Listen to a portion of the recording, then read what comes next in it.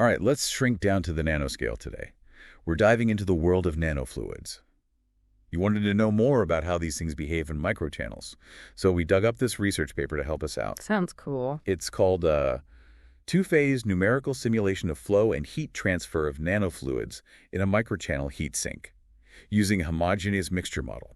That's a mouthful. It is. It's published in the Journal of Mechanics of Structures and Fluids. Okay. By the end of this deep dive, you'll not only get what nanofluids are, but also why they're causing such a stir in engineering and what affects how they perform. It's pretty wild how these tiny particles can make such a big difference. Right. It's like the little engine that could. But before we get ahead of ourselves, let's start with the basics. Okay. What exactly are nanofluids? The nano part hints at something incredibly small. But how does that apply to fluids? You hit the nail on the head with that nano part. It really does refer to the scale we're talking about. Oh, okay. A billionth of a meter. Nanofluids are fluids like water or oil, but with nanoparticles suspended in them. Okay. And these particles are usually metals or metal oxides. Oh, like adding little bits of metal to my water bottle. Well, maybe not gold or silver for practical uses, but you get the idea. Think more like aluminum oxide or titanium oxide. Okay, I see. So we're not making fancy metallic drinks here. Not exactly. Okay. But the cool part is that these tiny additions can seriously change the fluid's properties, Like how? especially its thermal conductivity and viscosity. Okay, now I'm curious. Why would we want to change those things in the first place? What's the big deal about thermal conductivity and viscosity? That's where things get really interesting. By tweaking these properties, we can potentially make fluids way better at moving heat around. Okay. Imagine cooling systems that are super efficient, keeping your phone from overheating. Oh, that's good. Or enabling data centers to run cooler and use less energy. That makes sense. Or think about solar energy systems that capture more of the sun's energy, making them even more effective. Wow, the possibilities are endless. There are even potential uses in medical treatments, believe it or not.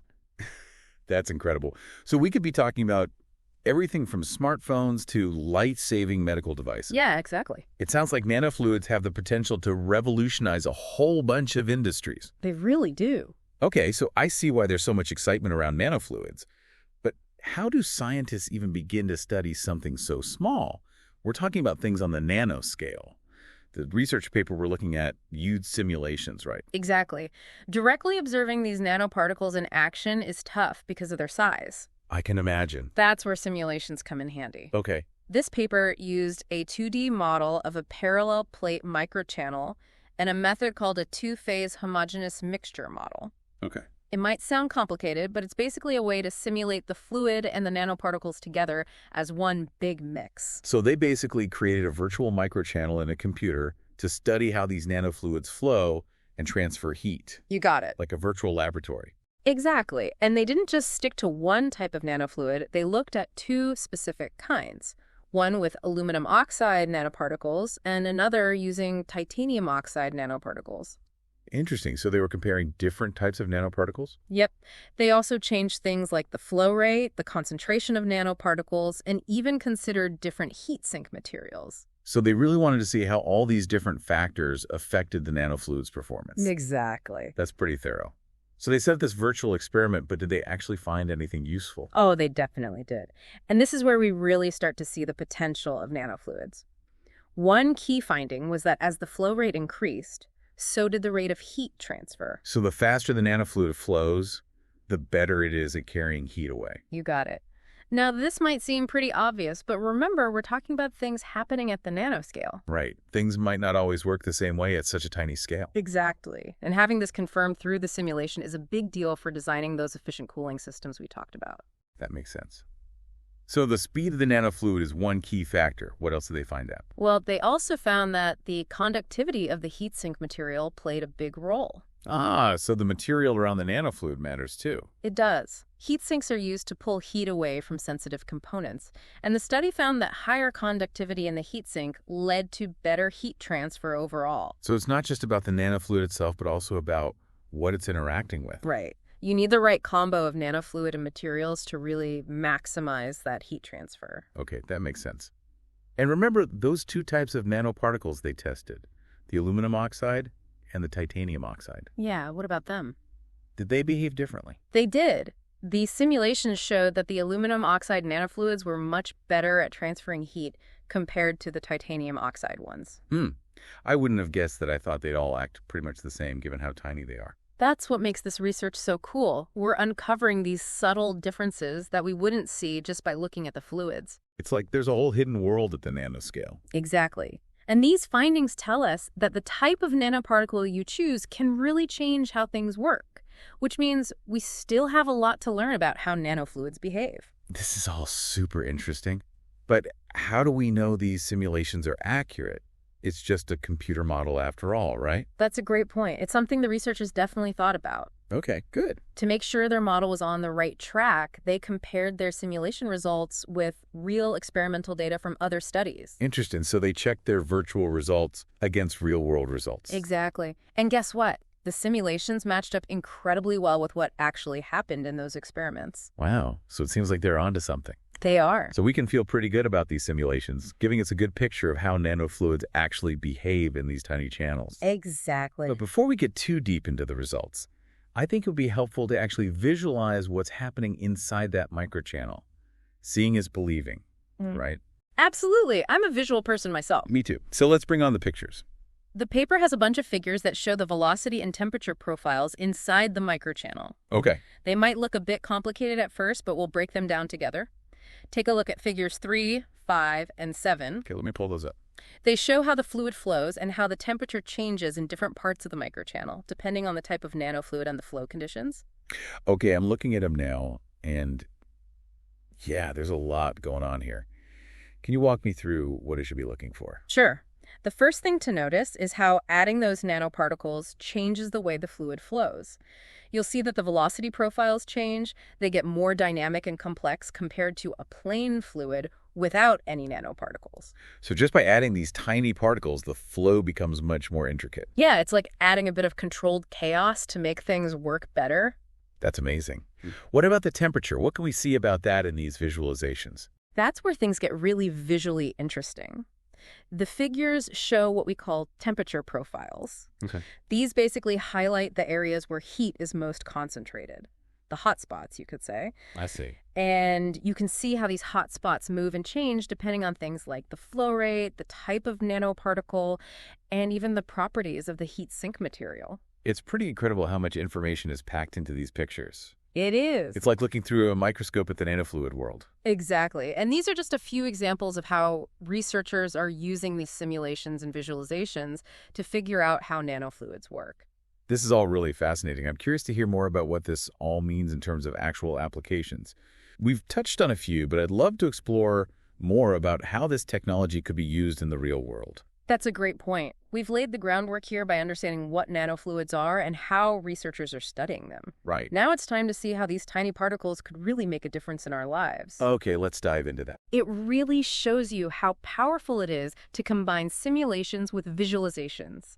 We get this amazing ability to actually see what's happening at the nanoscale, to understand how these tiny particles change the fluid. Right, like we're getting a secret glimpse into a hidden world. Exactly. And that understanding is so important for designing systems that can really use the power of nanofluids, right? Absolutely. Oh. Imagine we're trying to design a new cooling system for a super powerful computer chip. Yeah. We need to know exactly where the heat is going to be the worst and how the nanofluid will act at different speeds. Right. These simulations give us that roadmap, showing us how to make the best designs and get the most out of these incredible fluids. It's like having a microscopic view of the fluid in action, something we could never get just by looking at it with our eyes. Exactly.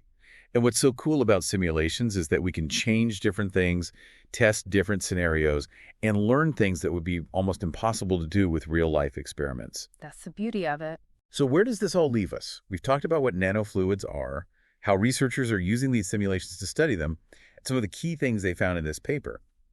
But what's the bigger picture here?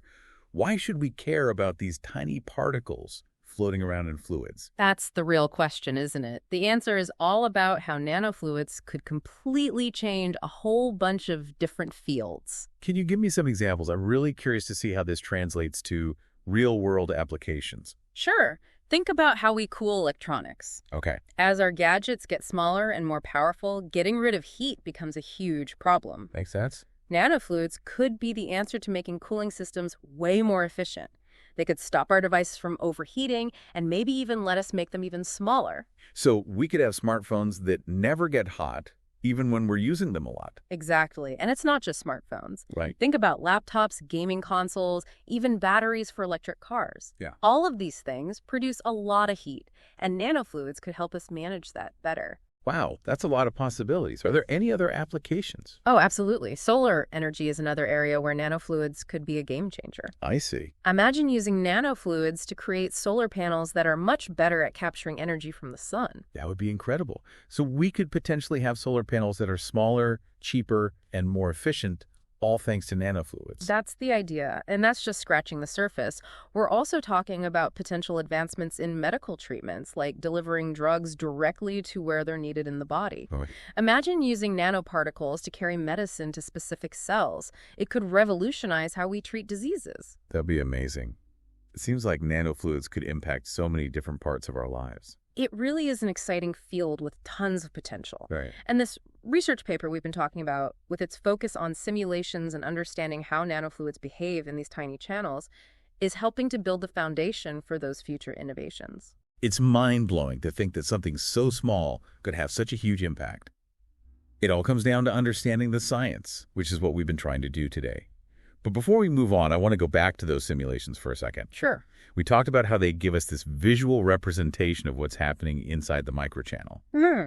But are there any limits to what these simulations can do? I mean, they can't be perfect, right? That's a really good question. It's important to remember that no simulation can perfectly recreate reality. Right. They're super useful tools, but they're still just representations based on models. So what should we keep in mind when we're looking at the results of these simulations? Well, the main thing is to remember that simulations are based on models, and these models have to make some assumptions and simplifications. Right. For example, the model used in this paper assumes that the nanoparticles are spread evenly throughout the fluid and that they behave in a predictable way. Right. And while these assumptions usually hold true, they might not capture every single detail of how nanofluids act in the real world. So there's always a chance that the simulations might not be perfectly accurate. Exactly. And that's why it's so important to check these simulations against real experimental data whenever possible.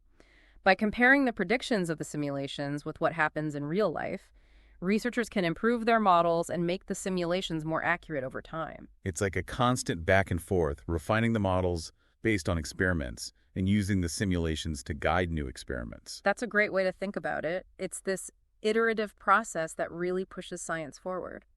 And there are other things to consider, too. The computing power available can limit how complex and large the simulations can be.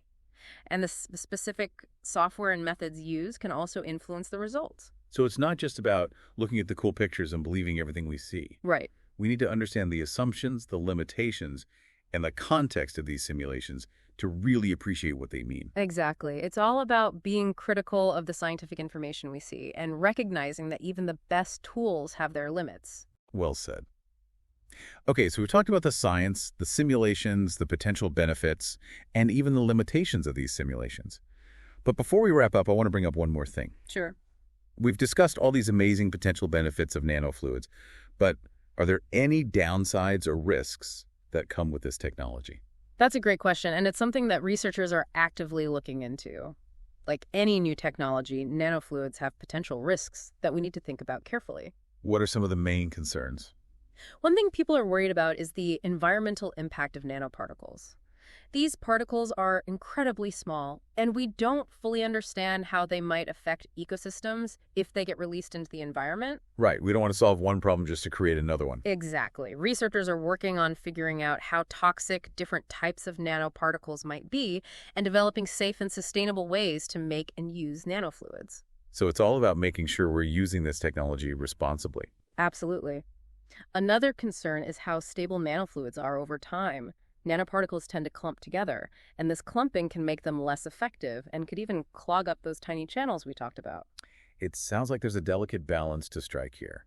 We want to use the incredible potential of nanofluids, but we also need to manage the potential risks and challenges they bring. Exactly. And that's why ongoing research is so important.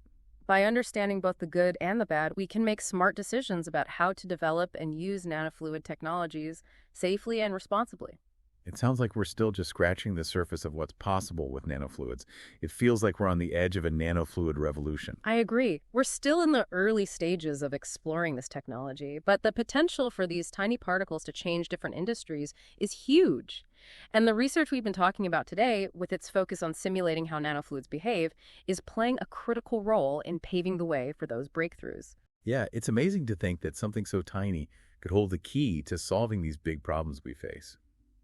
It really makes you realize how important it is to keep exploring no matter what scale we're talking about. Absolutely. Sometimes the smallest things can have the biggest impact. It's all about looking in the right places. I love that.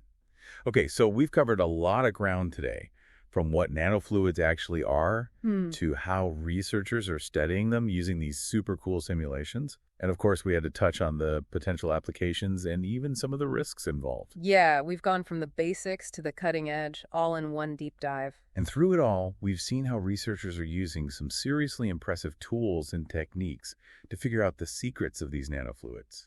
It's like we're getting a glimpse into the future. We are. It's a future where these tiny particles could truly change our world in so many ways. Okay, so before we wrap up, I want to leave you with something to ponder. We've talked about a bunch of exciting possibilities for nanofluids, but what applications are you most drawn to? What really gets you excited when you think about the potential here? And what questions do you still have after everything we've talked about today? What would you want to explore further? Nanofluid technology is still pretty new, and there's so much more to discover.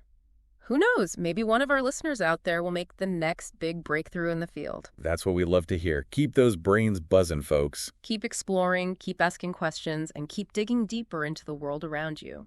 You never know what you might find. Well said. And on that note, we'll wrap things up for today. Until next time, stay curious. And never underestimate the power of the small. Sometimes the tiniest things can spark the biggest revolutions.